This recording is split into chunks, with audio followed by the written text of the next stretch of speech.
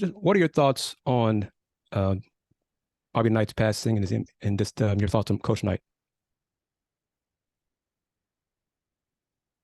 Well, I've had a interesting relationship with Coach Knight over the years. I think the first time I coached against him was 1988. And after the game, he sent somebody out to the hotel to pick me up, to take me to where he was. And that was thrilling for me. I was the head coach at Washington State when I was only 31 years old. And he liked the way my team played. He liked the way I coached my team. He was very complimentary, very kind, gave me really good advice. He's one of those guys I looked up to as a young coach. And then played him in the NCAA tournament, probably I would say in the early 90s maybe. And then we were in the same league together. So I played him a lot, 2 or 3 times a year when he was at Texas Tech and I was at Oklahoma. But, when I was a young coach growing up, there was 2 guys that I think probably influenced my generation more than anyone else, and that was Dean Smith and Coach Knight. John Thompson, I would put him in there as well. I don't think John Wooden so much. John Wooden was an extremely, extremely gifted coach, but I couldn't relate to him because of his talent. He had Lou Alcindor and Bill Walton, and I couldn't see how I could emulate or copy any of his stuff. But Coach Knight was an everyman's coach. His discipline, his toughness, the things he demanded. I ate that stuff up. I was in the Big Ten at Michigan State as a grad assistant, so I got to see him up close and personal when he had Isaiah. So he's a I'm picturing all my interactions with him, which was, you'd have to look up our coaching records, how many times we coached each other. I can't a lot. I just can't come up with a number on top of my head. But he was funny too. He had an unbelievable sense of humor. We always would go to the Broadmoor in Colorado Springs for our head coaches meetings in the Big 12. And Coach Knight didn't say a whole lot until the referee commissioner came in. And then it was just pure entertainment. He'd have that guy sweating bullets. He'd have he'd start looking at where the referees were rated and want to know about this guy, and this guy. He wanted to blackball these guys. He wanted these guys. I mean, and then he loved Mr. Goodbars. They'd have a big old candy dish there with all those little candies, the miniature things, which is why Halloween is the most underrated holiday ever. If you're a candy buff, love Halloween, especially with those little Rolos. Those things are so underrated. Baby Ruths. But anyway, Coach Knight was a Mr. Goodbar too. So he'd take the candy dish and dump it out and take his index finger and start pulling all the Mr. Goodbars over toward him. And he'd put the rest back in a jar and push it to the middle of the table. And, he was just, when you're a coach, people other than, you guys see them from afar and can only guess.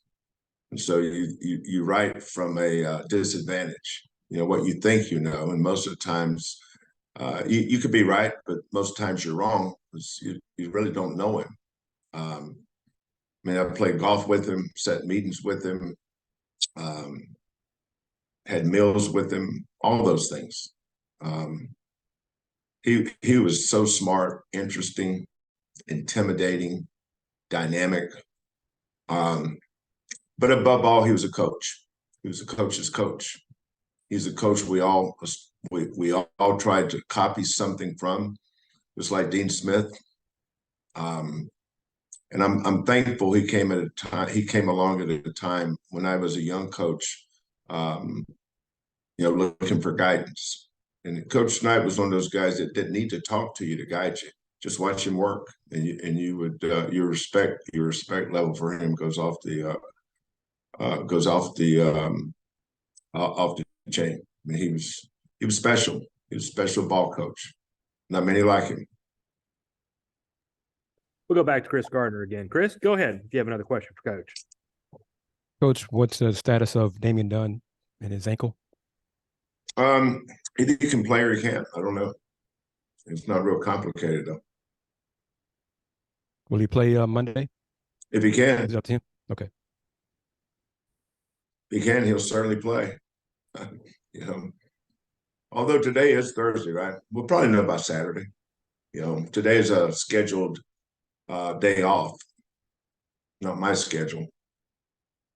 Somebody scheduled it. Are there any more questions for Coach? I don't see any hands raised at this point. Anybody else want to ask something? Hang on just a second here, Chris. You got another one? All right. And then Owen, do you and the TV crew need to talk to Coach afterwards? Owen and John, are y'all good? Yes, sir. We'd like to get some questions. Okay, no problem. All right. So we'll have a couple more questions here. I got Chris and then Ryan Monto. Chris, go ahead. All right, my last one, Coach. Who are players to watch on ULM? Get it started for the season.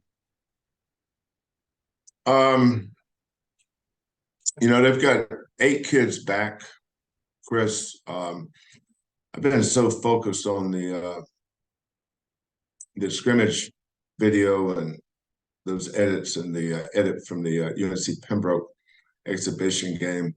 I haven't spent a lot of time on them.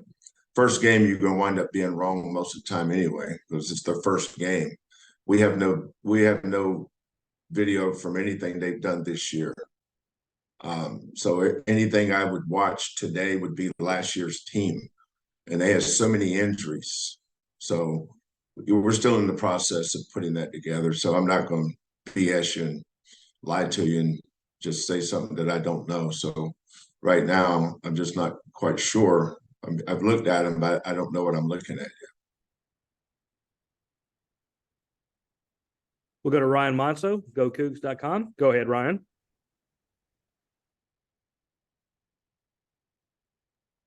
Ryan, are you there? We can't hear you.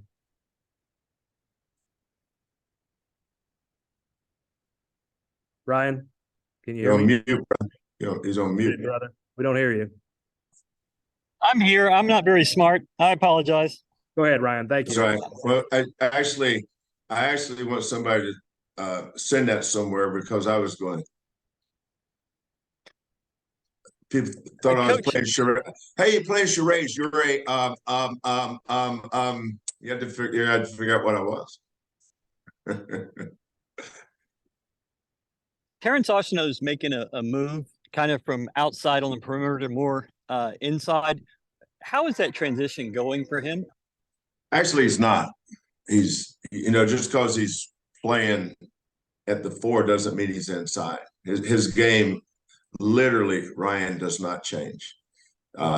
If anything, he may be a rim runner occasionally instead of sprinting to the corners like he would at our guards do.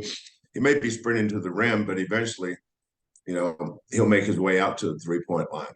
So Kelvin works with him on some inside stuff, but Terrence is naturally gifted at that stuff too. I mean, he's got a game in the paint that he uses. Terrence is one of those guys that I would say pretty good at everything, great at nothing. But I said that, Kyler Edwards was a lot like that. I couldn't think of one thing that Kyler was great at. Quentin Grimes was like that when he got here. When I saw him in July, August, September, October, he said, what's his strength? He doesn't have one. I think he's great at nothing. That's why you have development and you work and get better. But I would say that about Terrence right now. Terrence is pretty good at a bunch of other stuff, but he's great at nothing.